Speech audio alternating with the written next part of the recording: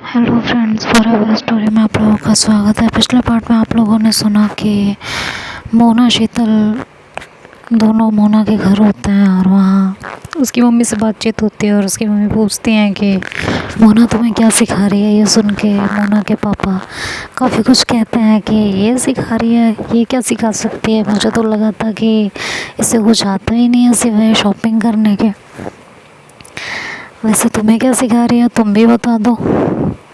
अब दोनों एक दूसरे की शक्ल देख रहे थे, मोनू और शीतल एक दूसरे की शक्ल देखने लगे कि क्या जवाब दें। तो उसके पापा फिर से पूछ रहे थे कि बताओ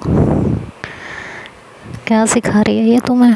तो शीतल के मन में आया कि वो कहते कि आपकी बेटी ना, आपकी बेटी बस क्या बताओ क्या सिखा रही है। आपकी बेटी को कुछ और आता हो या ना आता हो, पर काम कला में वो निपुण है और आजकल वो मुझे काम कला के भेद सिखा रही है। काम कला मतलब सेक्स, हाँ भेद मतलब सेक्स का ज्ञान देना। तो वो मन ही मन कहती है कि आजकल वो मुझे काम कला के भेद सिखा रही है। इससे पहले शीतल कोई जवाब देती है और उसके पापा दोबारा शीतल से कुछ पूछते। मोना बोल उठी कि पापा आप मेरा ऐसे मजाक मत बनाया करो, मेरी फर्स्ट डिवीज़न ऐसे ही नहीं आती थी, ठीक है। हाँ लेकिन फर्स्ट डिवीज़न लाकर भी तुमने क्या किया है, आगे पढ़ाई भी तो नहीं की। तुम्हारा मन नहीं था तो मैंने और तुम्हारी मम्मी ने जोर भी नहीं दिया। शादी के लिए भी तुम मान नहीं रही हो। तुम अगर पढ़ रही होती तो मैं भी कहता कि पढ़ाई के लिए शादी टाल रही हो। पर अब मुझे समझ नहीं आ रहा है कि तुम शादी के लिए मना क्यों कर रही हो। किसी लड़के का भी चक्कर नहीं है कि तुम किसी लड़के के सेटल होने का इंतज़ार कर रही हो। अगर ऐसी कोई बात है तो बताओ मुझे, इससे पहले मैं तुम्हारे लिए कोई अच्छा सा रिश्ता ढूंढ लूँ। क्योंकि एक बार अगर अच्छा रिश्ता मिल गया और लड़का मुझे पसंद आ गया तो मैं कुछ नहीं सुनूँगा, तुम्हारे भी नहीं। इसलिए खुद को तैयार करो, क्योंकि लड़का एक हफ्ते में मिले चाहे एक महीने में या एक साल में, मैं तुम्हारी नानुकुर नहीं सुनूंगा और शादी भी जल्दी से जल्दी होगी। मोना चुपचाप अपने पापा की बातें सुन रही थी और ये सुन के शीतल मन ही मन कह रही थी भगवान इसकी शादी जल्दी हो जाए और ये वाला टले। इधर मोना अपने पापा की बातों को सुन के सिर्फ जी पापा कह रही थी और कुछ नहीं कह पाई। कहते भी तो क्या, वो एक्चुअली उससे पूछ नहीं रहे थे, उसे सुना रहे थे, हुक्म सुना रहे थे। और उनसे इस तरह सुन के मोना चुप थी। मोना मन ही मन कहने लगी कि क्या ही कहूँ पापा, मैं आपको कोई लड़का नहीं है और कहूँ भी तो क्या कि मुझे शीतल पसंद है, मुझे शीतल के साथ शादी करनी है। क्या करूँ मैं। बात भी सही थी। मोना का परिवार चाहे कितना भी पढ़ा लिखा और मॉडर्न क्यों नहीं हो, पर इतनी बड़ी बात डाइजेस्ट करना नामुमकिन था कि उनकी बेटी को कोई लड़की पसंद है। मोना काफ़ी देर तक अपने पापा की बातें सुनती रही और फिर थोड़ी देर बाद वो शीतल को लेके अपने कमरे में आ गई। पापा की बात सुनकर वो बहुत परेशान हो गई थी। उसने शीतल का हाथ अपने हाथों में ज़ोर से पकड़ा हुआ था और जाने क्या क्या सोच रही थी। शीतल और मोना दोनों एक साथ चुपचाप बैठे हुए थे। काफ़ी देर तक सोचते सोचते अचानक मोना शीतल से बोली कि शीतल हम दोनों कहीं भाग चलते हैं। शीतल जहाँ ये सोच के खुश हो रही थी कि इसकी शादी हो जाएगी और ये बाल कटेगा, वहीं मोना की ये बात सुनकर शीतल को तो लगा मानो उसकी सांसें किसी ने छीन ली हो। वो बिल्कुल हैरान हो गई थी और फिर थोड़ी देर चुप रहकर बोली कि कहाँ जाएंगे। मोना बोली कहीं भी, पर दूर। अच्छा रहेंगे कहाँ, क्या करेंगे। मोना इस बार चुप हो गई थी। शीतल ने फिर कहा कि और खाएंगे क्या, जिएंगे कैसे। कुछ भी कर लेंगे, कैसे भी जी लेंगे, इतने लोग हैं दुनिया में, किसी तरह जीते हैं, गुजारा करते हैं, हम भी कर लेंगे। शीतल को अंदर ही अंदर गुस्सा आ रहा था, उसे मन कर रहा था कि वो एक थप्पड़ इसके गाल पर लगाए और कहे कि तुम्हारा दिमाग खराब हो गया है। पर शीतल ने खुद को कंट्रोल किया और मन ही मन कहा कि अगर मैंने गुस्से से कुछ भी कहा तो ये भड़क उठेगी और इसका पागलपन मुझसे अच्छा तो और कोई नहीं जान सकता, और मैं तो देख भी चुकी हूँ। इसलिए मुझे इसे बहुत प्यार से काबू करना होगा, नहीं तो ये कुछ भी कर सकती है। इधर शीतल सोच रही थी और मोना बोल रही थी कि हम दोनों कहीं दूर किसी शहर में चले जाएंगे यार, कोई नौकरी कर लेंगे, कैसे भी जी लेंगे, पर मैं किसी और से शादी नहीं करूँगी, चाहे जो हो जाए। मुझे तुम्हारे सिवा कोई छू नहीं सकता, मैं किसी और से प्यार नहीं कर सकती, किसी और को ये हक नहीं दे सकती कि कोई मुझे और छुए आके। बस बात सिंपल सी है, मेरे बस की नहीं है किसी और को ये हक देना कि कोई आके मुझे छुए, कोई आकर मुझे उस तरह टच करे जिस तरह से तुम मुझे करती हो। मैं ये बर्दाश्त नहीं कर पाऊँगी। चलो ना यार, कैसे भी जी लेंगे, कुछ भी कर लेंगे, कहीं भी रह लेंगे, थोड़े में जी लेंगे, कम खा लेंगे, कहीं नौकरी कर लेंगे, कुछ भी कर लेंगे, लेकिन मुझे यहाँ से लेके भाग चलो प्लीज़। शीतल कहती है कि अभी तुम समझ नहीं पा रही हो, तुम क्या कह रही हो। तो कहती है मुझे सब समझ में आ रहा है मैं क्या कह रही हूँ, तुम बताओ तुम क्या करना चाहती हो। शीतल थोड़ी देर चुप रहती है, उसकी बातें सुनती रहती है और फिर कहती है कि तुम अभी तो घर से भाग चलने को कह रही हो, पर रह पाओगी। मुझे तो आदत है, मुझे कोई परेशानी नहीं होगी। हम दोनों ने सिर्फ बीए किया है, छोटी मोटी नौकरी मिल जाएगी, मैं कर लूँगी नौकरी। पर क्या तुम कर पाओगी नौकरी? तुम्हें किसी की बात तो बर्दाश्त होती नहीं, सब पर अपना रौब जमाती हो। और ये एसी कहाँ मिलेगा?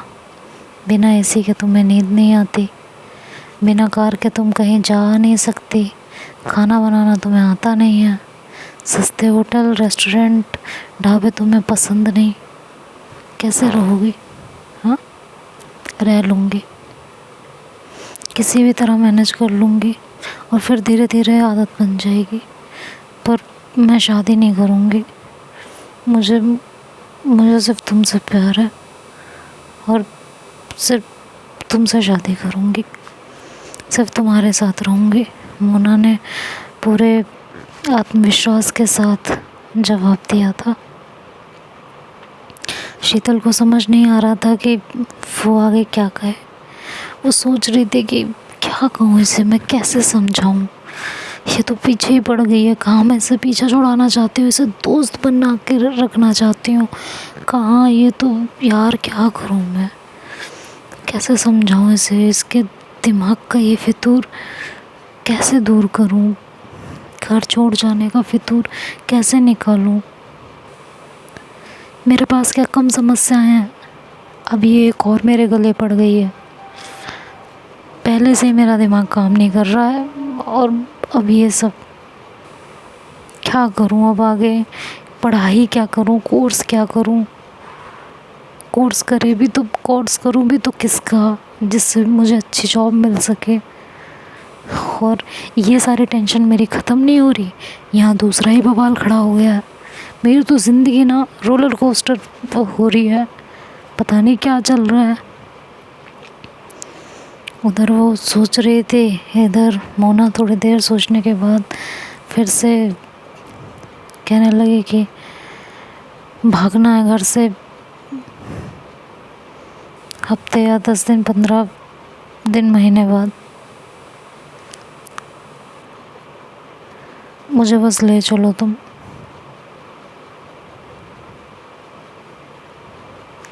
मैं यहाँ नहीं रह पाऊँगी, मुझे तुम्हारे साथ रहना है। शीतल मोना को देखे जा रही थी और मन ही मन बहुत इरिटेट हुए जा रही थी।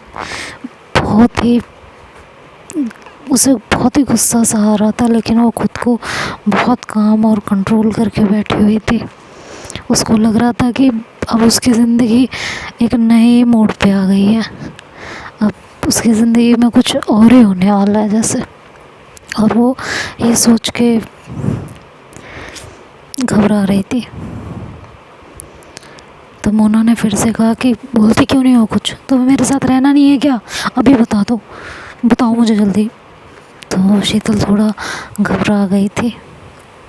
उसने मोना की तरफ देखा और कहा कि भागना है ना। कहती हाँ मुझे ले चलो। कहती है लेकिन ये पॉसिबल नहीं है। कहती तो तुम मेरे बिना रह लोगी।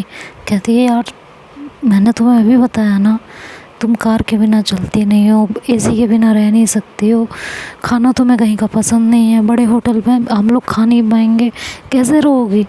कहती है देखो अगर तुम ऐसे करोगी ना, मैं अपनी जान दे दूँगी, मैं बता रही हूँ, और अभी क्या भी दे दूँगी, और तुम्हें पता है मैं ये कर सकती हूँ। शीतल चुप थी, तो शीतल को चुप देखकर मोना खड़ी हुई और उसने अपने कमरे में से एक शार्प चीज़ निकाली और उससे खुद की जान लेने की कोशिश करने लगी। तो शीतल ने उसको रोका और कहा कि क्या पागलपन है यार ये, हाँ तो तुम मुझे जवाब क्यों नहीं दे रही हो, तुम मेरी बात क्यों नहीं समझ रही हो मोना, मैं जो कह रही हूँ उसे समझने की कोशिश तो करो, मुझे कुछ नहीं समझना है। शीतल थोड़ी देर सोचती है और फिर उससे कहती है कि अच्छा ठीक है, भागना है ना घर से, हफ्ते 10 दिन 15 दिन महीने बाद है ना, हाँ तो चलो बताओ कब भागना है, हफ्ते 10 दिन 15 दिन या महीने बाद, बताओ बोलो, जवाब दो मुझे कब भागना है। ये जो है ना हफ्ते 10 दिन 15 दिन महीना, इनमें से कोई भी चूज़ कर लो। तो मोना चुप थी, उसने कोई जवाब नहीं दिया, बस शीतल को देख रही थी। शीतल ने मोना की तरफ देखा और कहा कि सोच लो अच्छे से कि कब भागना है और कैसे क्या करना है, फिर मुझे बता देना, ठीक है। और हाँ सुनो, पर जब तक हम दोनों जाते नहीं ना यहाँ से, तब तक खाना बनाना सीख लो, बिना एसी के सोया करो, और जब भी मिलने मुझसे आना बिना कार के आना, ऑटो से। तो मोना उसे बहुत देर तक घूरती रही और फिर पूछा कि क्यों। शीतल ने क्यों क्या, घर छोड़कर जाना है ना, इन सभी चीज़ों की आदत अभी से तुम्हें छोड़नी पड़ेगी, तभी रह पाओगी, इसलिए अभी से शुरू करो।